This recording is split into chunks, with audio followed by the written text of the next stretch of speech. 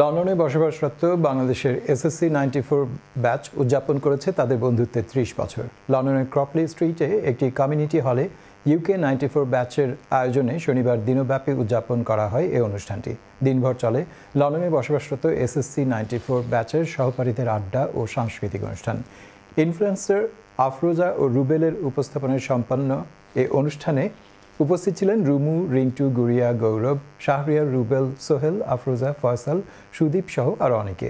লন্ডনের বাইরে দূর দূর থেকে 94 ব্যাচের সহপাঠীরা স্বতঃস্ফূর্তভাবে যোগ দেয় আয়োজিত এই অনুষ্ঠানে। জমকালো এই অনুষ্ঠানে গ্রুপের ট্রাস্টি বোর্ডের পক্ষ থেকে নতুন বন্ধুদের স্বাগত জানানোর পাশাপাশি সহপাঠীদের হাতে তুলে দেওয়া হয় বন্ধুত্বের স্মারক ক্রেস্ট।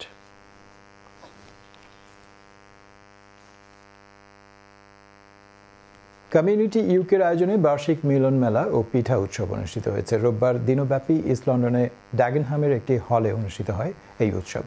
গোপালগঞ্জ জেলার 5টি উপজেলার শতাধিক সদস্যকে নিয়ে অনুষ্ঠিত উৎসব আয়োজনের সমন্বয়ক ছিলেন আশিক রাজীব, আল মামুনুল হক রিক্ত, মোহাম্মদ আল হাদি, ফারহান নাসের সহ গোলাপগঞ্জ জেলার অন্যান্য ব্যক্তিবর্গ। ব্রিটেনের বিভিন্ন স্থান থেকে গোলাপগঞ্জ জেলার মানুষজন এতে অংশগ্রহণ করেন। প্রায় 30 রকমের পিঠা, সুস্বাদু দেশীয় খাবার, সঙ্গীত, বাচ্চাদের নানা রকম খেলাধুলার ব্যবস্থা ছিল উৎসবে। অনুষ্ঠানের মাধ্যমে ব্রিটেন প্রবাসী গোলাপগঞ্জবাসী আরও ঐক্যবদ্ধ এবং তাদের নতুন প্রজন্মের কাছে গোলাপগঞ্জের ভাষা ও ঐতিহ্য তুলে ধরা হবে বলেও জানান।